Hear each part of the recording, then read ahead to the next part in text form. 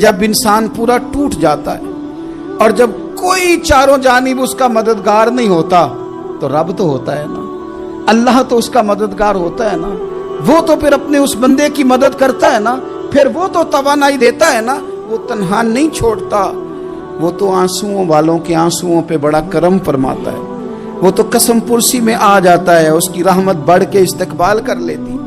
اور زندگی میں کبھی کوئی ایسا وقت آئے کہ آپ محسوس کریں کہ تنہا رہ گئے ہیں اور کئی اپنے بھی مخالفین کی جماعت میں نظر آنے لگے ہیں، تو اس وقت پھر دل، روح، زبان اور ذہن کو یکجا کر کے سمجھ لینا کہ جب ساری دنیا ساتھ چھوڑ جاتی ہے تو رب کی رحمتیں اس وقت بھی ساتھ رہتی ہیں، اور اللہ کی مدد اس وقت بھی بندے پہ کرم نوازی کرتی ہے۔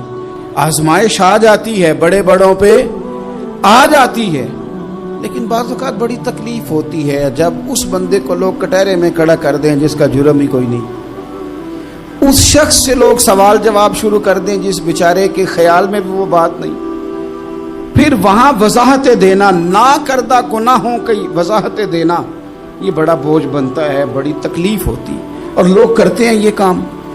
پھر اللہ تعالیٰ جب بندوبست فرمائے، صحیح بخاری میں حضرت جریج کا ذکر فرمایا، جریج نفل پڑھ رہے تھے، ماں نے آواز دی، وہ آ نہیں سکے، نماز میں تھے، ماں ناراض ہو گئی، اس نے ہاتھ اٹھا کے کہا اللہ یہ اتنی دیر تک مرے نہ جب تک کسی بری عورت کا منہ نہ دیکھ لے۔ کسی اور کی دعا کے لیے سند نہیں ہے کہ وہ تیرے حق میں ضرور قبول ہوگی، لیکن ماں باپ کی دعا کے لیے میرے نبی پاک نے سند بیان کی ہے۔ سید عالم صلی اللہ علیہ وسلم فرماتے ہیں جب بھی ماں باپ اولاد کے لیے ہاتھ اٹھاتے ہیں رب ضرور قبولیت کا شرف عطا کرتا ہے۔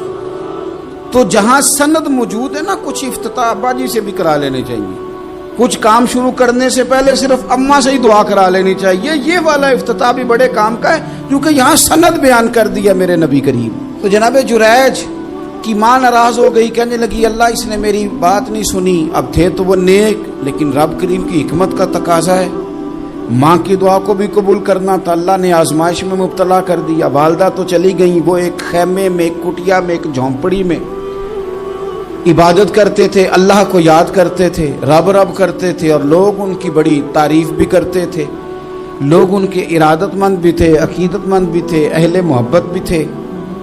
ایک عورت آ گئی، بس وہ اللہ کی حکمت پوری ہونی تھی، اس نے آ کے پہلے تو انہیں اپنی طرف مائل کرنا چاہا، جب نہ مائل ہوئے تو الزام لگا دیا۔ یہ ہمارے دور کا تقاضا ہے، لوگ پہلے آپ کو اپنے حق میں قائل کرتے ہیں، اپنی فرما برداری میں لانا چاہتے ہیں، اگر آپ نہیں آتے تو پھر وہ آپ کو مجرم قرار دے دیتے ہیں، یا میرے ساتھ چل ورنہ پھر میں تیرے خلاف پراپوگنڈا کروں گا۔ دو ہی باتیں، پہلے اس نے قائل کیا، جب جناب جنید قائل نہ ہوئے تو اس نے قریب ایک چرواہا تھا، اس چرواہے کے ساتھ جا کے منہ کالا کیا، مقررہ وقت پہ بچہ پیدا ہو گیا، لوگوں نے کہا کس کا ہے، کہنے لگی اس خانقاہ میں، اس حجرے میں عبادت کرنے والے کا ہے۔ اگر کسی دیندار پر ذرا سا بھی الزام لگ جائے تو آپ یقین کریں کہ بڑے بڑے خوفناک لوگ بھی نیک ہو جاتے ہیں، جن کا اپنا سارا ماضی کالا سیاہ ہو وہ بھی اجالوں کے راہبر بن جاتے ہیں، جن کی اپنی زبانیں ساری زندگی آلودہ رہی ہوں وہ بھی بڑے بڑے اعلیٰ سچ بولنے لگتے ہیں۔ اعلیٰ کچے میرے مکان کی دیوار کیا گری، لوگوں نے تو میرے صحن میں رستے ہی بنا لیے۔ بڑے لوگ آ جاتے ہیں پھر بڑا کچھ کرتے ہیں اور بڑے بڑے خوفناک جملے کستے ہیں، بس کو نقطہ جو ہاتھ آ گیا ایسے جیسے گرنے کا انتظار کر رہے تھے، اب جناب لوگ اٹھے، احتجاج شروع ہو گیا، شور پڑ گیا، یہ بابا بڑا نیک بنتا تھا، نفل پڑھتا تھا، عبادتیں کرتا تھا، دیکھو اس کا حال کیا ہے کہ اس نے ناجائز بچہ پیدا کیا۔ بغیر تحقیق کے میں کہہ چکا ہوں کہ الجھے الجھے بکھرے بکھرے روز و شب دیکھے گا کون، لوگ تیرا جرم دیکھیں گے سبب دیکھے گا کون، لوگ تیرا جرم دیکھیں گے سبب کوئی غور نہیں کرتا کہ وجہ کیا تھی۔ او بھائی کچھ تو مجبوریاں رہی ہوں گی، یوں ہی کوئی بے وفا نہیں ہوتا۔ الزام لگا دیا، شور ہوا، احتجاج ہوا، دنیا اکٹھی ہوئی، ان کا انہوں نے حجرہ گرا دیا، مارا بھی، پیٹا بھی، ایک نیک آدمی کو بدنام بھی کیا، برا بھلا بھی کہا، گالیاں بھی دی، جو کر سکتے تھے کیا۔ اب جب سزا دینے لگے نا تو جناب جریج کہنے لگے تھوڑی سی اجازت دیتے ہو، مار تو تم نے دینا ہی ہے۔ کہا جناب ٹھیک ہے دیتے ہیں۔ انہوں نے کہا صرف 2 نفل پڑھنے ہیں۔ اب وہ نفل پڑھ رہے تھے تو لوگ اس وقت بھی کہہ رہے تھے فراڈ ہی کر رہا ہے، دھوکہ ہی دے رہا ہے، چونکہ ذہن بن گیا نا، بدگمانی آ گئی۔ انہوں نے 2 نفل پڑھ کے ہاتھ اٹھائے، کہا اللہ جانا تو میں نے ہے، پر اس رسوائی کے ساتھ جنازے تک نہیں خراب ہو جاتے، قبریں تک نہیں لوگ بدنام کر دیتے؟ کہ اللہ جانا تو ہے، پھر اس رسوائی کے ساتھ تو میری مدد فرما، اب تو میرا کیس تیری ہی عدالت میں ہے، تو رحمت کا دروازہ کھول۔ ہاتھ اٹھائے، دعا مانگی، نفل پڑھے، پورے مجمع پہ نظر دوڑائی، کوئی نہیں تھا سپورٹ کرنے والا۔ کل تک جو کہتے تھے نا تیرے لیے جیئیں گے، تیرے لیے مریں گے، ساری عمر ہی آٹا گدا ہے، لکھاں کیتے نہیں پیڑے۔ اب وقت آیا ہی تے محمد بخشا کوئی نہیں ہو بیٹھا نیڑے، ایک بندہ بھی نہیں تھا، ووٹر سپورٹر ساتھ دینے والا کوئی نہیں تھا۔ تو جناب جنید بچے کی طرف اشارہ کر کے کہنے لگے کوئی نہیں بول رہا، تو ہی بول کے بتا دے تیرا باپ کون ہے، تو ہی بول کے بتا دے کون ہے۔ اللہ اکبر۔ میرا رب جب چاہے تو بچے بولتے ہیں، رب چاہے تو گونگے بولتے ہیں، رب جب چاہے تو پھر پتھر بھی بولتے ہیں۔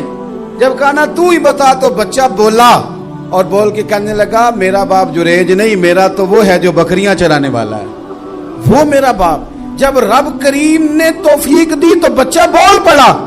جب رب بندوبست کرتا ہے کسی کی عزت کی حفاظت کا تو پھر کوئی اسے رسوا کر سکتا؟ یاد رکھنا جب رب محافظ ہو تو پھر لوگوں کا پراپیگنڈا وہاں کچھ کر سکتا؟ لوگ کئی دفعہ بڑا گہرا جال بنتے ہیں، سازش کا رنگ بڑا گہرا ہوتا ہے، عام سادے آدمی اس کو سمجھ نہیں پاتے، اس پراپیگنڈے کا حصہ ہو جاتے ہیں، انہیں پتہ ہی نہیں چلتا یہ بات دراصل کیا کی جا رہی ہے۔ یہ کتنی گہری حسد کی آگ ہے جس کو لوگ بغض کے ساتھ ہوا دے رہے ہیں، اپنی عداوت کے ساتھ اس کو زیادہ جلا رہے ہیں۔ حضرت سیدنا عائشہ صدیقہ رضی اللہ تعالیٰ عنہ بیان کرتی ہیں، اور لطف کی بات یہ بھی بخاری میں موجود ہے۔ میں نے جناب جنید کا قصہ عرض کیا تو بخاری سے، یہ عرض کر رہا ہوں تو بخاری سے۔ یہ واقعہ میں حضور کی امت کے کسی ولی کا بیان کرتا تو لوگوں نے کہنا تھا ہماری سمجھ میں ہی نہیں آتا۔ بعض لوگوں کا خیال ہے کہ داتا صاحب کی کرامت بھی نبی پاک کی بیان کریں۔ او خدا کے بندوں کو خیال کرو، داتا صاحب تو کئی 100 سال بعد آئے ہیں، وہاں اگر کوئی کرامت ہوگی تو حضور بیان کریں گے؟ اگر نبی کریم نے پچھلے بنی اسرائیل کے ولیوں کی کرامتیں بیان کر کے تمہیں بتائی ہیں تو اس کا معنی یہ ہے کہ اگر وہاں اللہ یہ شان عطا کر سکتا ہے تو تم تو امتوں کی سردار امت ہو، ان پر تو نرا فضل ہے، تم پر تو رب کا فضل کبیر ہے۔ تو بس لوگ سمجھنے کو تیار نہیں، پچھلوں کی مان لیتے ہیں۔ جناب آصف بن برخیہ کی کرامت جو سورہ نمل میں آئی وہ تو مانیں گے، پر غوث پاک کی کرامت یہ پتہ نہیں عجیب فلسفہ ہے، اور کس طرح کا فلسفہ ہے یہ سمجھ سے بالاتر ہے کہ بنی اسرائیل کا کوئی ولی ہو تو اس کی کرامت ہو سکتی ہے، اور نبی پاک کی امت کا ہو تو اس کی ہو ہی نہیں سکتی۔ کیا معنی ہے اس بات کا؟ اور لوگ ہیں کہ داد و تحسین دے رہے ہیں، واہ واہ کر رہے ہیں۔ اللہ تعالیٰ سمجھنے کی توفیق عطا فرمائے۔ حضرت عائشہ صدیقہ رضی اللہ تعالیٰ عنہ فرماتی ہیں ایک عورت تھی اور اسے نبی پاک صلی اللہ تعالیٰ علیہ وسلم نے وہ کلمہ پڑھ کے مسلمان ہوئی، مدینہ طیبہ آ گئی تو حضور نے مسجد نبوی شریف میں اس کے لیے مکان، ایک سادہ سا کمرہ ساتھ مسجد کے بنوا دیا، وہیں رہنے لگی۔ اکثر وہ سیدہ طیبہ کے پاس آتی تو حضرت عائشہ صدیقہ رضی اللہ تعالیٰ عنہ فرماتی ہیں وہ بڑی باتیں سناتی اور آخر میں کہتی وہ ہار والا دن بھی بڑا عجیب دن تھا، اور میرے رب کی قدرتوں کا دن تھا، وہ بھی بڑا عجیب دن تھا۔ سیدہ عائشہ صدیقہ رضی اللہ تعالیٰ عنہ ایک دن فرمانے لگی کہ تو ہار والے دن کا بڑا ذکر کرتی ہے، وہ کیا دن تھا؟ تو خاتون کہنے لگی اماں جی وہ دن تھا جب میرے رب پر بھروسہ اور مضبوط ہو گیا، جس دن میرا اپنے رب پر توکل اور بڑھا، میرے ایمان میں یقین میں اور پختگی آئی۔ کہنے لگی میں ایک گھر کی کنیز تھی، نوکرانی تھی، اس گھر میں ایک بچی تھی جس کے پاس سونے چاندی ہیرے جواہرات کا ہار تھا۔ اس زمانے میں نا چمڑے کے اوپر لوگ ہیرے جواہرات لگاتے تھے، کئی دفعہ سرخ رنگ کے چمڑے پہ لگائے جاتے تھے، وہ بچی پہنتی تھی، تو کہتی ہیں بچی کے اس نے اتار کے رکھا یا اس سے گرا وہ ہار تو چیل اسے اٹھا کے لے گئی گوشت سمجھ کے، اور میرے سامنے اٹھا کے لے گئی۔ گھر والوں نے مجھ سے پوچھا، یہ بخاری میں موجود ہے، گھر والوں نے پوچھا مجھ سے کہ وہ ہار کہاں ہے، تو میں نے کہا چیل اٹھا کے لے گئی۔ گھر میں کچھ چوری ہو جائے تو سب سے پہلا الزام کس پہ لگتا ہے؟ ملازمین پہ۔ کہتے انہوں نے مجھے بڑا مارا، بڑی تکلیف تھی، حتیٰ کہ میری شرمگاہ تک کی تلاشی، میری عزت اتنی خراب کی میں بتا نہیں سکتی۔ میں نے اپنی زندگی میں ایک واقعہ دیکھا، ایک امیر گھر میں چوری ہو گئی، ملازم کو اتنا مارا کہ وہ چارپائی پہ پڑ گیا، پولیس والوں سے اتنی مار پروائی گئی کہ وہ بیچارہ چارپائی پہ پڑ گیا، اور پھر وہ اتنا بیمار ہوا اور کچھ دنوں کے بعد پتہ چل گیا کہ چور تو اپنا بیٹا ہے ان کا۔ پھر اس کا انتقال ہو گیا۔ اب وہ سیٹھ صاحب اور گھر والے آ کے مرنے والے کے کان میں معافیاں مانگ رہے ہیں، کان میں۔ تو میں نے ان سے پھر کہا تھا کہ یہ تو اب چلا گیا ہے، تمہارا زور چلتا تھا نا، تو تم نے قانون خریدا اور تم نے اسے جتنا ہو سکا تم نے اسے مار پڑوائی، تمہارے پاس جو عدالتیں تھی تم نے وہاں کاروائی کی، اب ایک عدالت قیامت کے دن لگے گی۔ یہ کمزور تھا نا، کچھ کر نہیں سکا۔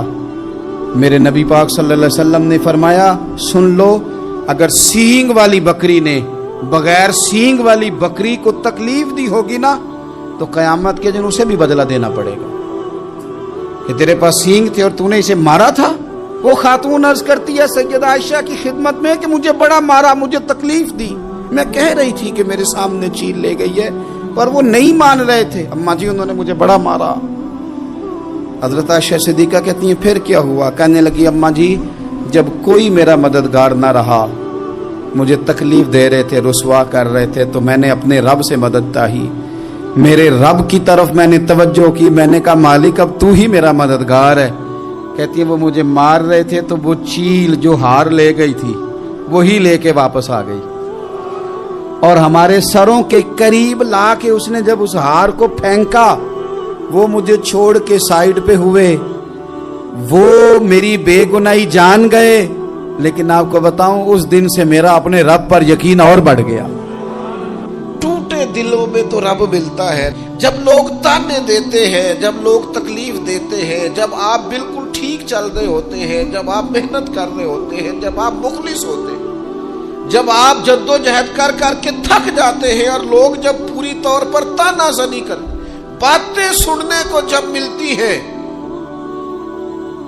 میں دیانتداری سے کہتا ہوں جب لوگ پوری طرح دل توڑ دیں، پھر کوئی سجدے کا مزہ ہے، پھر کوئی دعا کی لذت ہے، پھر کوئی چسکا ہے اس کی بارگاہ میں حاضری کا، پھر کوئی تڑپ پیدا ہوتی ہے اس کیفیت میں۔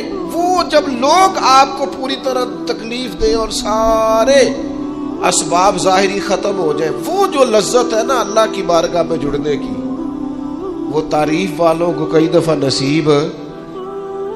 اگر میں غلط نہیں ہوں تو میں اس نتیجے پر پہنچا ہوں کہ اگر ہمارے دل سے لوگوں کا خوف نکل جائے نا، برادری، قبیلے، علاقے، سوسائٹی اور معاشرے میں جو ہم نے اپنی جھوٹی انا بنا رکھی ہے، اگر اس کا خوف نکل جائے تو بہت سارے لوگ دیندار ہو جائیں، بہت سارے لوگ پرہیزگار ہو جائیں، بہت سارے لوگ اللہ رسول کی رضا والے ہو جائیں۔ لیکن وہ جو ہمارے، سب سے پہلے تو یہ بتائیے، اگر ہم دین کے لیے کوئی جد و جہد کرتے ہیں، کوشش کرتے ہیں گھر میں دوستوں میں دین کی کوئی بات کرنے کے لیے، تو کس کے لیے کرتے ہیں؟ تو پھر لوگوں سے توقع رکھنے کا کیا مطلب ہوا؟ داتا گنج بخش علی حجویری رحمۃ اللہ علیہ، میں رات کشف المحجوب دیکھ رہا تھا، داتا صاحب نے عجیب بات لکھی ہے۔ داتا صاحب فرماتے ہیں جب تک نبی پاک علیہ السلام نے اعلان نبوت نہیں نہ فرمایا تھا، اس وقت تک صادق بھی کہتے تھے، امین بھی کہتے تھے، صلہ رحمی کرنے والا بھی کہتے تھے یہ تو غریبوں کا بوجھ اٹھاتے ہیں۔ جتنی دیر تک رسول پاک علیہ الصلوۃ والسلام نے لا الہ الا اللہ کی دعوت نہیں دی تھی، اتنی دیر تک کہتے تھے ان جیسا کوئی نہیں، شرافت، نفاست، پرہیزگاری ہر چیز ہے۔ جس دن حضور نے فرمایا کہ تمہارے بت جھوٹے ہیں، تمہارے نظریات ٹھیک نہیں ہیں، تمہیں بدلنا چاہیے. داتا صاحب لکھتے ہیں جس دن کہا کہ تمہارا یہ رویہ ٹھیک نہیں ہے، وہ جو صادق تھے انہی کو معاذ اللہ جادوگر کہنا شروع کر دیا. جن کو کل تک امین کہتے تھے انہی کو شاعر کہنا شروع کر دیا. جن کو کل تک آنکھوں کا تارا سمجھتے تھے ان کے خلاف تلواریں اٹھا لی. آپ یقین کریں دین کا کوئی کام آپ نہ کریں، آج بھی آپ فقیر مان جائیں درویش، موٹی سی چادر اوپر اوڑے، تسبیح لے لے، کونے میں بیٹھ جائیں، حضرت صاحب کچھ نہیں کرتے جی. کوئی دین کا کام آپ نہ کریں، کونے میں بیٹھے جی، بڑا فرشتہ آدمی ہے، کسی کو کچھ نہیں کہتا. آپ صوفی مشہور ہے پوری دنیا میں، لیکن اگر آپ کہتے ہیں کوئی تعلیمی کام کرنا ہے، آپ کو کوئی تبلیغی کام کرنا ہے، سوسائٹی میں آپ کو کوئی کردار ادا کرنا ہے، آپ کو معاشرے میں کسی فکر کو پروان چڑھانا ہے، تو آپ کے لیے 100 باتیں، ہزار قسم کے تانے. لیکن نہ بچا بچا کے تو رکھ اسے، تیرا آئینہ ہے وہ آئینہ. اقبال کہتے ہیں تو اپنے شیشے کو اتنا بچا بچا کے کیوں رکھتا ہے؟ نہ بچا بچا کے تو رکھ اسے، تیرا آئینہ ہے وہ آئینہ. شکستہ ہو تو عزیز تر ہے نگاہ آئینہ ساز میں. حضرت امام احمد بن حنبل رحمۃ اللہ علیہ ایک چور کے لیے اکثر دعا مانگا کرتے تھے. ابو الحسن اس کا نام تھا. امام احمد بن حنبل کہتے یا اللہ اس پہ رحم فرما، یا اللہ اس چور پہ رحم فرما. دعا مانگتے، اور دعا کیا مانگتے؟ یا اللہ ابو الحسن اس پہ رحم فرما. ایک دن آپ کے بیٹے نے پوچھا کہ حضور لوگ بڑے پریشان ہیں کہ آپ چور کے لیے دعا مانگتے ہیں اور اس کے لیے اللہ کی رحمت طلب کرتے ہیں.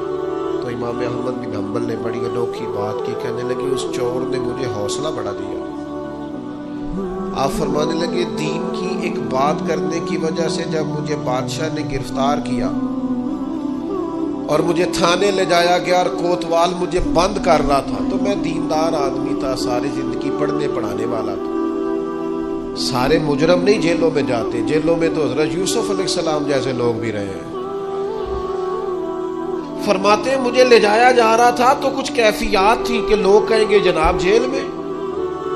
ارشاد فرماتے ہیں کہ میں ابھی کوتوال مجھے تھانے لے کے گیا کہ وہ چور آیا اور آ کے کہنے لگا امام صاحب زمانہ جو مرضی کہے، میں جانتا ہوں آپ کی غلطی کوئی نہیں، آپ نے حق بیان کیا. کہنے لگا حضور میں چور ہوں، میرے وجود پر اب 1 انچ جگہ نہیں جہاں کوڑا نہ پڑا ہو. سارا وجود کوڑے کھا کھا کے زخمی ہے. ہر شہر کے ہر کوتوال کے پاس گویا ہر تھانے میں میرا نام لکھا ہے. چوری کے لیے مار کھاتا ہوں، کبھی گھبرایا نہیں. ذرا کھڑے رہنا، آپ تو محمد عربی کے دین کے لیے مار کھانے لگے. اتنی جلدی تانوں سے پریشان نہ ہونا. فرمایا ذرا کھڑے رہنا، اتنی جلدی تانوں سے پریشان نہ ہونا.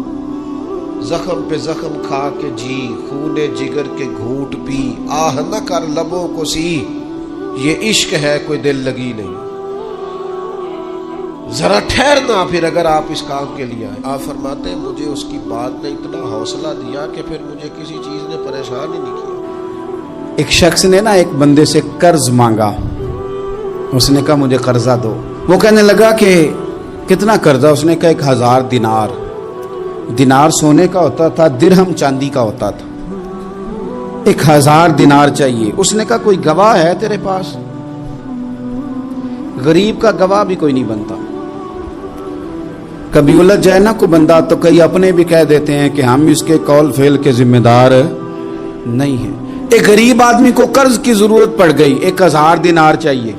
میں کہہ چکا ہوں کہ درہم چاندی کا ہوتا تھا، دینار سونے کا. اب 1000 دینار لینا ہے. تو جس بندے سے اس نے کہا، اگرچہ وہ نیک بندہ تھا، اس نے کہا یار 1000 دینار دے دو. تو کہنے لگا کوئی گواہ ہے تیرے پاس؟ وہ کہنے لگا غریبوں کا گواہ کون ہوتا ہے؟ ہاں ایک گواہ ہے. کہا کون؟ کا میرا رب، وہ تیرے اور میرے بیچ گواہ ہے. اس نے کہا کوئی کفیل، اگر تو پیسے نہ دے سکے تو وہ بعد میں دے دے، یا تجھے کچھ ہو جائے تو وہ دے دے. اس نے کہا کفیل بھی میرا اللہ ہی ہے. میرے پاس اگر ہے تو رب کریم کا نام ہے، اگر اعتماد کر سکتا ہے تو کر لے. بندہ نیک تھا، اس نے کہا رب کے نام پہ، رب کی کفالت پہ، اللہ کو گواہ بنا کے میں تیار ہوں تجھے 1000 دینے کو. اس نے 1000 دینار دے دیا، وقت واپسی کا طے ہو گیا، وہ چلا گیا پیسے لے کے۔ اس نے پوری محنت کی کہ میں نے وقت پہ پیسے لوٹانے، پوری محنت بھی کر لی، اللہ نے مدد بھی کر دی، پیسے بھی اس تاریخ کو اسے مل گئے۔ بعض لوگوں کا تو لوٹانے کا دل ہی نہیں نہ ہوتا۔ فرمایا حدیث پاک میں کہ تو لوٹانے کا ارادہ کر، رب تیری مدد بھی فرمائے گا۔ لیکن یہاں بہت سارے لوگ کہتے ہیں خیر ہے، ارادہ ہی نہیں، تو پھر جس طرح کا بندے کا گمان ہو رب بھی اسی طرح کا معاملہ فرماتا ہے۔ اس نے پیسے جمع بھی کر لیے اور واپس دینے کو تیار بھی ہو گیا، لیکن رستہ بحری جہاز کا تھا، کشتی کا تھا، دریا کے رستے واپس آنا تھا۔ اب وہ جب آ گیا دریا کے کنارے تو بڑی کوشش کی، پر وہاں اسے کوئی کشتی نہیں ملی۔ وقت پہ پیسے لوٹانے ہیں، سفر کرنا ہے، اب سواری میسر نہیں ہے۔ سوچ سوچ کے پریشان تھا کہ میں نے تو اللہ کے نام پہ لیے۔ اچانک دل میں ایک تجویز آئی، اس نے ایک لکڑی لی، لکڑی کو اندر سے کھولا، 1000 دینار اس میں بھرا، بخاری پڑھ رہا ہوں، اور ساتھ ایک خط بھی لکھا کہ یار میں پیسے پہنچانا چاہتا تھا پر مجھے کوئی چیز نہیں ملی دریا کے اس پار آنے، اللہ کے نام پر تیری طرف روانہ کر رہا ہوں۔ اور یہ کہہ کہ وہ لکڑی دریا میں رکھ دی، وہ لکڑی ڈوب گئی ہے، واپس آ گیا۔ وہ جس نے پیسے لینے تھے وہ عین مقررہ وقت پر دریا کنارے آیا۔ صبح سے سرے شام تک اس نے انتظار کیا، دل ڈھلنے لگا تو دل میں خیال آ گیا کہ یار نہیں، اس نے دینے ہی نہیں، جھوٹا وعدہ کر گیا، پہنچا ہی نہیں وقت پہ۔ اب جب واپس لوٹنے لگا تو اچانک دریا میں ایک لکڑی تیرتی ہوئی دکھائی دی، کہنے لگا لے جاتا ہوں، شام کو روٹیاں پکانے کے کام آئے گی، ایندھن بنا کے جلا لوں گا، ہنڈیا پک جائے گی۔ لکڑی اٹھا کے جلانے کے لیے گھر لایا، گمان تھا کہ وہ نہیں آیا وعدہ کر کے، اللہ کو کفیل اور وکیل بنا کے اور گواہ بنا کے پھر بھی نہیں آیا۔ لکڑی لے کے گھر گیا، بخاری ہے، اور جب اس کو چیرا نہ کہ میں اس کی آگ جلاؤں گا، کھولا تو اندر سے 1000 دینار بھی نکل آیا، خط بھی نکل آیا۔ اب ذرا سمجھنا، اس کے دل میں بات کس نے ڈالی کہ تو لکڑی میں پیسے ڈال دے؟ اللہ نے۔ اس بندے کو مقررہ وقت پہ کنارے بھیجا کس نے؟ لکڑی صرف اسی کے ہاتھ آئی تو یہ بندوبست کیا کس نے؟ اللہ نے۔ گھر جا کے چیری تو پیسے بائی حفاظت اس تک پہنچائے کس نے؟ تو پھر ہمیں بھی توجہ اللہ کی جانب ہی کرنی چاہیے، ہمارے پہ دل کی توجہ رب کی طرف ہی ہونی چاہیے نا، ہمیں ادھر ادھر جانے کی، دیکھنے کی، بندوں پر غور کرنے کی ضرورت کیا ہے؟ وہ پیسے پہنچ گئے، یہ وہاں اپنی جگہ پہ پریشان تھا، اس نے 1000 دینار اور جمع کیا۔ پھر دوبارہ ایک دن دریا کنارے آیا، کشتی مل گئی، بیٹھ کے اپنے اس بھائی کے پاس آیا، کہنے لگا دیکھنا مجھ پر بدگمان نہ ہونا، پیسے اس تاریخ کو بھی جمع کر لیے تھے، دریا پہ آیا تھا پر کشتی نہیں ملی تھی، پھر میں نے نا لکڑی میں ڈال کے خط ڈال کے تیری طرف بھیج بھی دیے تھے، لیکن آج میں پھر لے کے آ گیا ہوں۔ وہ کہنے لگا خوش ہو جا، جس رب کو تو نے میرا اور اپنا گواہ بنایا تھا اس رب نے میرے تک پہنچا بھی دیے ہیں۔ جب لوگ اللہ کو گواہ بناتے ہیں، رب کی جانب اپنی توجہ کرتے ہیں، اپنی چاہتوں، خواہشات اور اپنی ساری چٹھیاں اپنے رب کریم کی رحمت کی طرف روانہ کرتے ہیں، پھر اللہ اپنے بندوں کو مایوس نہیں کرتا، اللہ اپنے بندوں کو نواز دیتا ہے، اللہ تبارک و تعالیٰ اپنے بندوں پہ کرم نوازی کرتا۔ او سنگیو، ساری امیدیں سیٹھوں، نوابوں، دنیا داروں سے کیوں وابستہ کرتے ہو؟ ساری توجہات کا مرکز کیوں ان لوگوں کو بناتے ہو جو تمہیں دنیا میں مضبوط نظر آتے ہیں؟ اپنی توجہات کا مرکز اپنے خدا کو بنائیے، اپنے مالک کی جانب اپنی ساری خواہشات کا رخ پھیر دیجئے، اپنی توجہات اپنے رب کی جانب کر لیجئے، وہ اپنے بندوں پہ بڑی کرم نوازی فرماتا ہے، وہ عزتوں کا بھی محافظ ہے، وہ پریشانیوں میں کرم نوازیاں فرمانے والا ہے، وہ ساتھ دینے والا ہے، وہ اس کی رحمت قریب آ کے بندے کو سہارا دیتی ہے، وہ اپنے فضل سے اپنے بندوں کی ہر مشکل میں دستگیری فرماتا ہے۔ اسیاں سے کبھی ہم نے کنارہ نہ کیا، اور تو نے بھی تو دل آزردہ ہمارا نہ کیا، ہم نے تو جہنم کی بہت کی تدبیر، پر مولا تیری رحمت نے گوارا نہ کیا۔ عدل کریں تے تھر تھر کمبن، اچیاں شانہ والے، تجھے تو فضل کریں تے بخشے جامن، میرے جے منہ کالے۔ آخر دعوایا ان الحمد للہ رب العالمین۔